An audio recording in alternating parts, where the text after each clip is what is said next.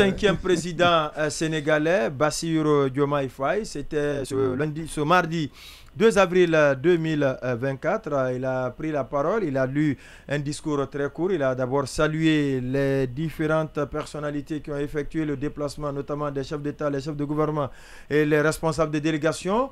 On va aller avec la régie et on va s'intéresser à ce petit extrait de son intervention et puis après on se retrouve pour commenter l'investiture du 5e président sénégalais, Bassirou Diomaye Faye, investiture à laquelle le président de la transition guinéenne, le général Mamadi Doumbouya, a bien rehaussé de sa présence. On va donc partir avec la régie.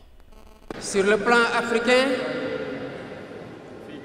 l'ampleur des défis sécuritaires et des nombreux défis que nous devons relever nous oblige à plus de solidarité.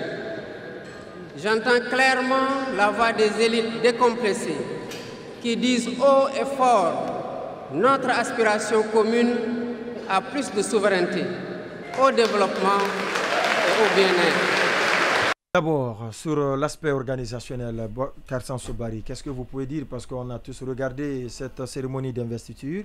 Quand vous l'avez suivie, quels ont été vos premiers sentiments? Alors, quand j'ai suivi la cérémonie, disons, au niveau organisationnel, je ne pense... Le protocole... oui, je pense... Il était bon. De ce que j'ai pu voir, je peux dire que c'était plutôt bien. Maintenant, j'étais plutôt distant pour pouvoir apprécier ça de plus près. Alors, par contre, la cérémonie en tant que telle m'a inspiré une certaine émotion parce que ce n'était pas nécessairement attendu il y a peut-être un mois, il y a peut-être un peu plus d'un mois avec ce qui se passait au Sénégal. On ne s'attendait pas à vivre en ce 2 avril une telle cérémonie. Elle est arrivée parce que les Sénégalais l'ont voulu, parce que les institutions sénégalaises l'ont voulu. Et ça l'ont compris dans ce cas. Les Sénégalais l'ont voulu, les institutions l'ont compris. Oui, disons, voulu et compris et voulu aussi, quoi. Parce voulu, que, surtout. Voilà, tous les deux ont voulu. Joué un grand rôle. Voilà, exactement. Et puis, voilà, je pense que c'est avec envie que l'on regarde une telle cérémonie. Chaque Africain aujourd'hui a dû regarder ça avec une certaine envie parce que chacun aimerait vivre une telle cérémonie chez soi. Malheureusement, ce n'est pas toujours, c'est une exception au sein du continent africain et c'est peut-être un appel qui est lancé à tous les autres peuples de faire en sorte peut-être que de faire advenir un tel changement chez eux parce que tout se passe au niveau des peuples, tout se passe à l'intérieur des frontières des pays en question. Oui. Lamine Moïmassi, c'est votre premier regard. Ce n'est pas qu'une exception africaine, en tout cas de ma mémoire. Je ne sais pas si quelqu'un a quitté la prison 10 jours après pour se retrouver à la présidence. Donc c'est une exception mondiale. Alors, ça dépend de ce que vous désignez exception. Moi, je dis le changement pacifique du pouvoir. Comme ça, avec tout le grand l'alternance qu'il y a. Non, le Sénégal en est habitué. Ça, ce n'est pas une nouveauté. Ce n'est pas une exception sénégalaise. Non, la grande exception, c'est de partir de la prison. De la prison, c'est ça l'exception. Non, attention, on ne s'est pas compris. Quelqu'un a été condamné. C'est une exception africaine. D'accord. Au niveau du continent africain, c'est une exception.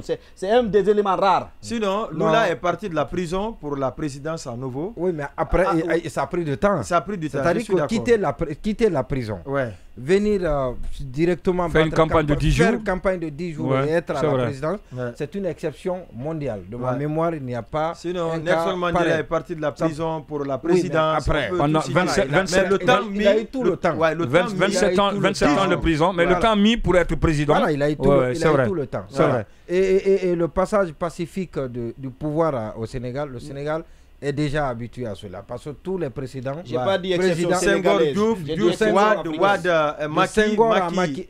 à Macky, ça s'est bien passé. Donc ça s'est passé de façon très pacifique. L'autre différence quand même qu'il faut soulever, les turbulences politiques, la violence intervenue sous Macky, cela ne s'était jamais passé par le passé et que la situation aille vers la normalisation et qu'on organise des élections de façon pacifique, c'est de cela qu'il s'agit. Non, mais ça aussi c'est une première. Oui, mais ça c'est avant les élections. Bien entendu. Et parce que Macky, lui qui était au cœur, et s'il avait refusé, il s'était obsédé d'aller à ces élections, et ça on est le président de la Cour constitutionnelle, le Conseil constitutionnel. Le Conseil constitutionnel. Il l'a relevé. Il l'a félicité. Pour saluer Macky, le fait qu'il ait accepté volontairement de ne pas remplir pour un 3e mandat. Et s'il l'avait fait, et donc ça aurait été un autre événement à commenter parce que ça allait plonger le Sénégal dans une incertitude. Dans une impasse, forcément. Il s'était résigné et il était parti. Voilà, il s'est abstenu à ne pas aller. Et donc il voulait une rallonge. Il l'a pas obtenu. Et là également, il s'est conformé à la décision de la Cour constitutionnelle. Donc il a dit qu'il s'aligne sur la décision qui a été prise par la Cour constitutionnelle. Et ça aussi, ce n'est pas occulté et cela doit lui être reconnu. Le fait de ne pas... Parce qu'ailleurs, ça aurait été, on a vu ça en Centrafrique.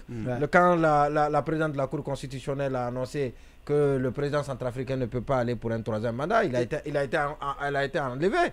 Donc après, on a mis quelqu'un qui est venu... parce que le Conseil constitutionnel du Sénégal pouvait compter sur les Sénégalais. Non, je vous dis... En Centrafrique, la dame ne pouvait pas compter sur les Centrafricains. Alors, oui, non, je suis parfaite, mais il allait tenter. Il allait partir. C'est le Sénégal qui allait perdre. Et parce que rien ne pouvait empêcher, rien n'empêchait Macky Sall, au regard de la loi, et parce qu'on l'a... On était ensemble quand vous êtes étonnés, quand le président de la Cour du Conseil constitutionnel a dit qu'il a volontairement, renoncé à aller en 3e mandat. Ce qui voudrait dire qu'il n'était pas contraint. Voilà, ça veut dire que ce n'était pas illégal pour lui d'aller à un 3e mandat. Mais comme il y a eu contestation de ce mandat-là, et donc il a renoncé à ce mandat. Il risquait de se faire déposer par au-delà, il s'est aligné à une position qui n'était pas la sienne. La position de la Cour constitutionnelle. Je crois que pour ça, il doit être salué. Il a été salué dans le discours du président. Il a évité au Sénégal. Il a évité le magistrat Camara. Voilà, justement. Et donc, ça, c'est l'enseignement à tirer de cette investiture du président. Non, vous l'avez suivi aussi. Je voulais me rassurer d'abord s'il y avait la première dame, l'ex-première dame dans la salle, la femme de Macky Sall, pour souligner cette autre exception, parce que je l'ai entendu dire, Diomaye Faye, mesdames, les premières dames. Peut-être que pour la première fois qu'une république soit gérée. C'est deux dames. C'est deux dames. Oui. Sont les premières dames. Mais il soulève une autre exception. On va le laisser aller jusqu'au bout. C'est une première. C'est une exception pour la première fois, justement, et qu'on dise toutes les deux. On a vu au temps de Lassana Conté. Ariette, on l'appelait toujours première dame. Et Kadiet 7, on l'a toujours appelé l'épouse du chef de l'État. Même si Kadiet 7 est venu trouver qu'il était déjà président. Il a trouvé que le président. Bon, de toutes les façons, après. Parce qu'il était déjà président. Donc, mesdames, les premières dames, ça c'est une autre exception pour la première fois. Maintenant, pour ce qui est de l'organisation... C'est bon la précision, c'est important parfois. Tu fais bien parfois. Qui ça? Le modérateur. D'accord. Pour ce qui est de l'organisation, je ne sais pas. En tout cas, de loin, il y a quand même quelques scènes... Soit dit en passant, c'est le même protocole. Depuis Wade, Macky, c'est le même protocole. Comme pour dire qu'ailleurs, il y a des postes, on ne change pas. Non. Il y a Diatta, par exemple, qui était le directeur de protocole à la présidence sénégalaise, qui a fait plus de 40 ans. Exactement. Et qui a géré presque tous les chefs d'État. Malheureusement, chez nous, ce n'est pas le cas. Non, vous savez, c'est comme ça. Diatta, je pense qu'il est décédé finalement. C'est ça un peu le problème. Il a été depuis le temps de Senghor, il était là. Depuis le temps de Senghor, il était là. Senghor, Diouf, je pense, Abdoulaye Wade, il l'a géré aussi. Il a quitté au temps de Macky Sall. Alors, pour ce qui est de l'organisation, de façon générale, ce n'est pas mal, sauf que j'ai tiré quelques couacs, je ne sais pas si je peux l'appeler ainsi. Allez-y. Avec des jeunes qui criaient, je ne sais pas d'où venaient-ils dans la salle, prési. Je pense que ce n'est pas mauvais en soi, mais si c'était à des situations de ce genre, une cérémonie aussi solennelle, je pense qu'on devait pouvoir... on n'en avait pas besoin. Comme on le dit souvent, c'était du populisme et crier. Pendant la campagne, on a assez crié qu'on n'en a plus besoin de venir dans la salle. Ce niveau, je n'ai pas trop compris parce que, en regardant, à un moment donné, vous avez l'impression que vous êtes en dehors même de la salle.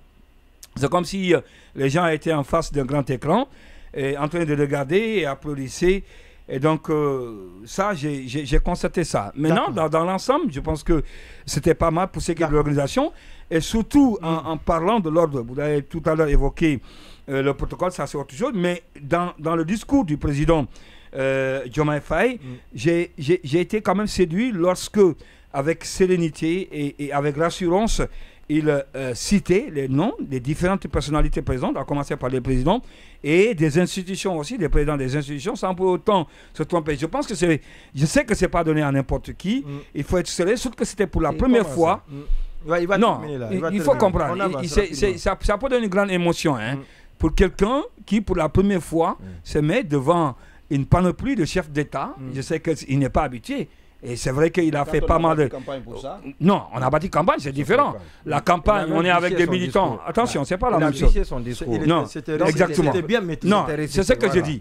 La campagne, justement, c'est là où il y a problème. Parce que quand on bûche son discours et qu'on vient devant des personnalités de haut niveau...